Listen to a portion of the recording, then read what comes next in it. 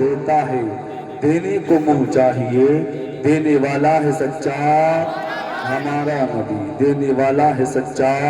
ہمارا نبی آئیے عقیدت و محبت کے ساتھ بآواز بلند جس کو نبی سے جتنی محبت ہے بلند آواز سے نبی کی بارگاہ میں پڑھیں درود پاک اللہ سیدنا و شفیعنا و حبیبنا و مولانا محمد بارک وسلم صلو علیہ صلاۃ و سلام رسول اللہ صلی اللہ تعالیٰ علیہ وسلم کچھ لوگ میرا چہرہ پہچانتے بھی ہوں گے جانتے بھی ہوں گے غالباً آپ کے یہاں میری تیسری حاضری ہے اللہ پاک قبول فرمائے ہم سب کو مولا سلامت رکھے رب قرآن مقدس کے 27 پارے کی سورہ رحمان کے آخری رکوع کی پہلی آیت میں میرا رب فرماتا ہے وَلِمَنْ خَافَ مَقَامَ رَبِّهِ جَنَّتَانِ رب فرماتا ہے جو اپنے رب کے حضور کھڑے ہونے سے ڈرا اس کے لیے 2 جنتیں ہیں کتنی؟ زور سے بولے کتنی؟ 2 جنتیں ہیں رب فرماتا ہے جو اپنے رب کے حضور کھڑے ہونے سے ڈرا اس کے لیے 2 جنتیں ہیں پتہ چلتا ہے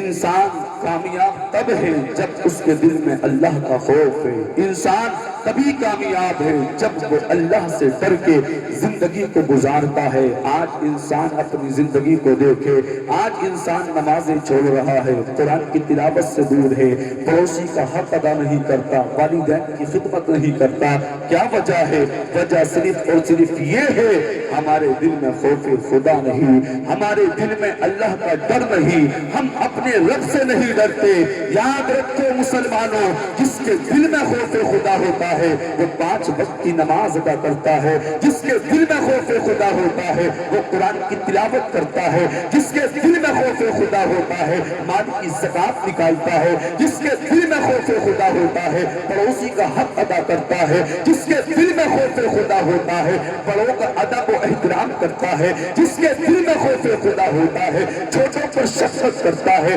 جس کے دل میں خوف خدا ہوتا ہے علماء کا بھی ادب و احترام کرتا ہے اے لوگوں جس کے دل میں خوف خدا ہوتا ہے وہ اپنا ہر ایک قدم اللہ اور اس کے رسول کی محبت میں گزارتا ہے کامیابی چاہتے ہو ترقی چاہتے ہو گناہوں سے بچنا چاہتے ہو تو اپنے دل میں اللہ کا ڈر پیدا کر لو خوف خدا پیدا کر لو ارے جو اللہ سے ڈرتا ہے وہ گناہ کرنا تو دور کی بات اس کے دل میں گناہ کا ارادہ تک نہیں ہوتا اے لوگوں کامیابی تبھی ملے گی جب ہم اپنے رب کے فرمان پہ عمل کریں گے رب کے رسول کے فرمان پہ عمل کریں گے آج مسلمان زندگی کو گزار رہا ہے آج ہم نے جشن خواجہ غریب نواز کانفرنس کو سجایا ہے کون خواجہ ہے کبھی ان کی زندگی کو آپ نے پڑھا نہیں پڑھا تو آج میرے خواجہ کی زندگی کو سن کے جانا ارے یہ وہی خواجہ ہے جن کو میرے آقا نے اجمیر شریف کی سرزمین میں بھیجا تھا انہیں کو عطائے رسول بھی کہا جاتا ہے یہ وہی خواجہ ہے خدا کی قسم جنہوں نے اجمیر شریف کی سرزمین پہ آ کر غالباً 90 لاکھ غیر مسلموں کو کلمہ پڑھا کے مسلمان کیا تھا آج ہم اپنے رب سے نہیں ڈرتے آج جس کے دل میں جو آتا ہے وہ کرتا ہے اے لوگوں اس کانفرنس کو سجانے کا ایک مقصد ہے وہ مقصد یہ ہے انسان اس محفل میں آیا تو گناہوں کے ساتھ ہے لیکن اس محفل سے اٹھے تو اپنے گناہوں سے سچی توبہ کر کے اٹھے نمازی بن کے اٹھے قرآن کی تلاوت کرنے کا ارادہ کر کے اٹھے ہر گناہ سے دور رہے یہ ارادہ کر کے اٹھے ارے کون خواجہ ہے کون خواجہ ہے ارے یہ وہی خواجہ ہے آج ہم اپنی زندگی پر غور کریں قرآن سے کتنی دور ہے ہم قرآن کو سینے سے نہیں لگاتے ہم قرآن کی تلاوت نہیں کرتے لیکن میرے خواجہ کی محفل میں آنے والوں خواجہ غریب نواز کی چھٹی منانے والوں ارے میرے خواجہ سے محبت کرنے والوں آج ہم پورا دن گزر جاتا ہے قرآن نہیں پڑھتے ہفتہ گزر جاتا ہے قرآن نہیں پڑھتے مہینہ گزر جاتا ہے قرآن نہیں پڑھتے کب ہمارے گھر میں قرآن کھلتا ہے جب باپ کا انتقال ہو جاتا ہے ماں کا انتقال ہو جاتا ہے یا جمعے میں قرآن کھلتا ہے یا رمضان کے مہینے میں قرآن کھلتا ہے لیکن میں نے روایت کے اندر پڑھا ہے میرے خواجہ دن اور رات یعنی 24 گھنٹے میں 2 قرآن مکمل کر دیا کرتے تھے ہر قرآن کے بعد یہ آواز آتی تھی اے معین الدین بارگاہ میں قبول کر لیا۔ نعرے کا جواب ہے نعرہ تکبیر، جزاک یا رسول اللہ۔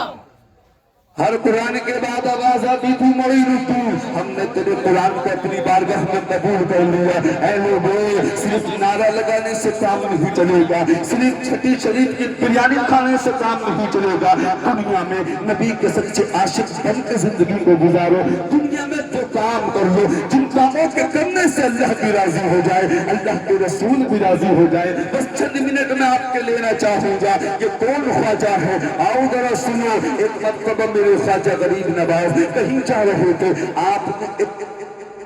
کمزور بزرگ کو دیکھا، کمزور۔ آج ہم بھی کوئی عجیب چیز دیکھتے ہیں تو کہتے ہیں عجیب چیز ہے، عجیب آدمی ہے۔ اسی طریقے سے میرے خواجہ نے ایک کمزور بزرگ کو دیکھا۔ میرے خواجہ کے دل میں خیال آیا میں ان سے معلوم کروں آخر یہ اتنے کمزور کیسے ہیں۔ ابھی میرے خواجہ کے دل میں یہ خیال آیا ہی تھا، لیکن خدا کی قسم وہ کمزور بزرگ بھی روشن ضمیر تھے، اللہ والے تھے، اللہ سے محبت کرنے والے تھے، اللہ کے مقبول بندے تھے۔ ابھی میرے خواجہ نے دل ہی دل میں یہ سوال کیا، دل ہی دل میں سوچا میں ان سے معلوم کروں کہ تم اتنے کمزور کیوں ہو۔ اتنے میں وہ بزرگ میرے خواجہ سے کہنے لگے یہی معلوم کرنا چاہتے ہو میں اتنا کمزور کیوں ہوں؟ تو سنو، میں اس لیے اتنا کمزور ہوں۔ ایک مرتبہ میں اپنے دوستوں کے ساتھ ایک قبرستان پہنچا، اور قبرستان پہنچنے کے بعد ایک قبر کے پاس بیٹھ کر ہم باتیں کرنے لگے۔ باتیں ہو رہی تھی، کسی بات پر میں نے کہا لگایا، میں زور زور سے ہنسنے لگا۔ وہ بزرگ میرے خواجہ سے اپنی کمزوری کا سبب بیان کر رہے ہیں۔ اے لوگوں ذرا سنو، آج ہم نے اپنی موت کو بھلا دیا ہے، ہم نے قبر کو بھلا دیا ہے، ہم نے آخرت کے منظر کو بھلا دیا ہے۔ سنو ذرا، سن کے جائیں۔ آپ آئے ہو تو آنے کا مقصد حاصل ہونا چاہیے۔ وہ بزرگ کہتے ہیں میں اپنے دوستوں کے ساتھ قبرستان بیٹھا تھا، قبرستان میں قبر کے پاس بیٹھا تھا، باتیں ہو رہی تھی۔ اچانک کسی بات پر میں نے کہا لگایا، میں زور زور سے ہنسنے لگا۔ آج کا مسلمان بھی ہنستا ہے، کبھی کسی کا مذاق اڑاتا ہے، کبھی کہا لگاتا ہے۔ وہ بزرگ کہتے ہیں جیسے ہی میں نے کہا لگایا میں زور زور سے ہنسا۔ جس قبر کے پاس میں بیٹھا تھا اسی قبر سے آواز آتی ہے، اے غافل انسان جس کی ملاقات ملک الموت سے ہونی ہو، اور جس میں موت آنی ہو، جس میں اسی قبر کے اندر آنا ہو، اور جس کے قبر میں ساتھی سانپ اور بچھو ہو، وہ اتنا کہا لگا رہا ہے، وہ اتنا زور زور سے ہنس رہا ہے۔ وہ بزرگ کہتے ہیں میرے خواجہ سے جیسے ہی میں نے اس قبر سے آواز کو سنا، میں نے اپنے دوستوں کے محفل کو چھوڑ دیا اور میں اس غار کے اندر آ گیا، اور 40 سال ہو گئے ہیں میں نے اپنا سر شرم کی وجہ سے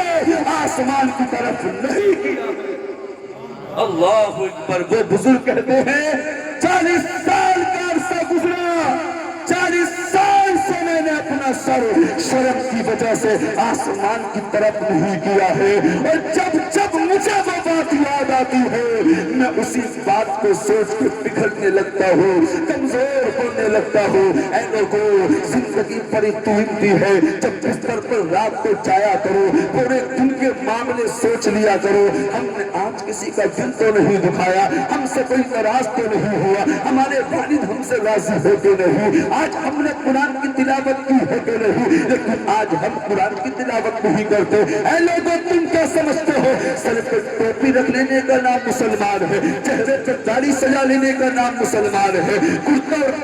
پاجامہ پہن لینے کا مسلمان ہے؟ خدا کی قسم سچا پکا مسلمان وہ ہوتا ہے جو اپنے رب کے ہر فرمان پہ عمل کرتا ہے، اپنے ولیوں کے فرمان پہ عمل کرتا ہے۔ اور آخری بات کر کے اپنی بات کو ختم کرتا ہے، سچے مسلمان بننا چاہتے ہو، نبی کے سچے عاشق بننا چاہتے ہو تو صحابہ کرام کی زندگی کو دیکھو۔ صحابہ کرام نے نبی سے کتنی محبت کی، اپنی جان و مال کو قربان کر دیا۔ آپ نے نام سنا ہوگا خلیفۃ المسلمین، خلیفہ اول، امیر المؤمنین حضرت